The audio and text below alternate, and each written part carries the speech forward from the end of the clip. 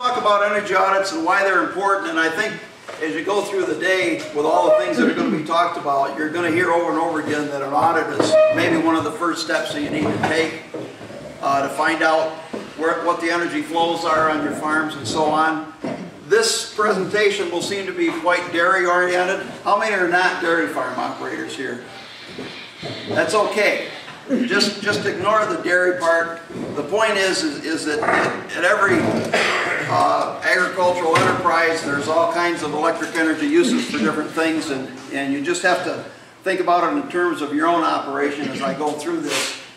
The reality is about 99% of the audits that we do happen to be on dairy farms, and we've done greenhouses, we've done we got a poultry farm audit to do next week, and there's a number of other types of farms that we do, grain drying operations, but dairy kind of is the center of this, and that's why it comes through in the presentation.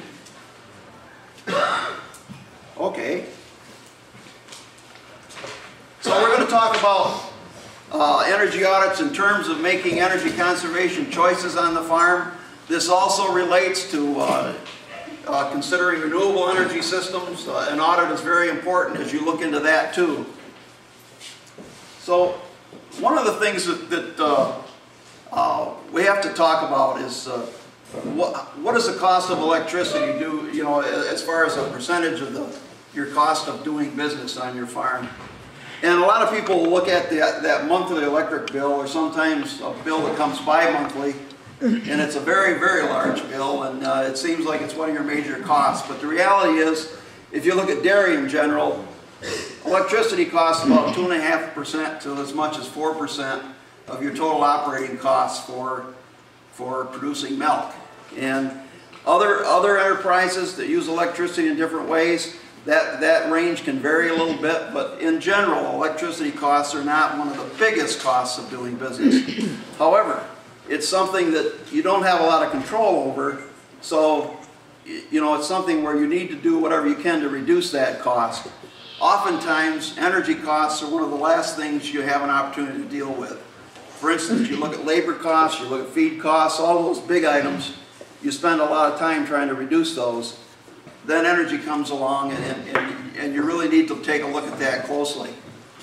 I think the thing is that wasted energy is just dollars out of your pocket.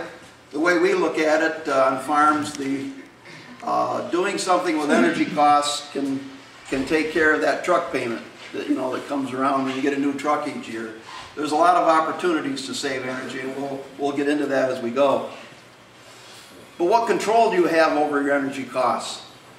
Other than in reducing your use, you don't have much control at all. The Public Service Commission, when they consider rate increases, there's public hearings where you have an opportunity to go in and say, don't do this to me, it's going to hurt my business or whatever.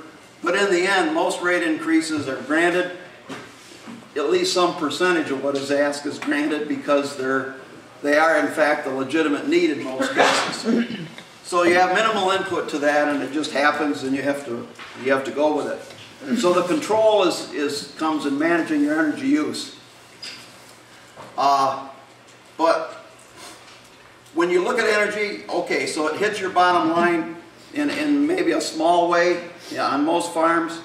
However, identifying the best ways to save energy does put money back in your pocket. And we see a lot of farms where the energy savings are up into thousands of dollars a year. And now on a farm that has a cash flow in the hundreds of thousands of dollars a year, maybe that little energy savings doesn't mean a lot, but let's do it anyway. So energy management is what we talk about most. It's understanding how energy is used in your business. It has to do with purchasing and maintaining energy using equipment for maximum efficiency. It also encourages the opportunity to seek the best energy prices or rates that your business can qualify for. Farms are in a unique position compared to other customers of utilities. Here in New York State, most utilities allow farms to pick and choose among many rate structures. And so you can look at commercial rates, you can look at residential rates, and you can pick and choose a rate that fits your farm operation the best. The challenge there is knowing really how to assess those rates. The utility, unfortunately, has no responsibility to help you find the right rate, which I think is a shame. In years gone by, I think utility representatives worked hard with customers to help them pick and choose the right rates, but anymore they don't have any people to do that. They've changed their, they've lost so many employees, customer service employees in particular, so you're kind of left on your own. However, there are opportunities within the rate structure. If you're a dairy farm operation, time of use rates can be very advantageous to you because you get long hours of off-peak energy rates to tie into your business, and the savings can be fairly substantial. Now, on the other side of that coin, those rates are getting closer together. The on-peak rates and the off-peak rates are getting closer together. The off-peak rates used to be less than half of the on-peak rates. Now they're a few fractions of a cent less. So, you know, you say, well, darned if I do and darned if I don't, but still you have to be aware. So energy audits are a very important energy management tool. So why conduct an audit? I think the main reason is that audits provide a clear picture of the energy use and the pattern of energy use on your farm. And that's very important depending on what your plans are going forward. A lot of times your bill will change dramatically and yet you don't have a clear picture. Why is that happening? You know, and the audit will break down your energy use by month and show you which kinds of loads that are coming on during seasonal type loads like ventilation and so on. It'll show you exactly how they impact your bill. Audits provide a decision-making tool. So when you're looking at buying new equipment or assessing opportunities to conserve energy, you can make decisions from the audit you're going to have a good idea how they're going to pay back.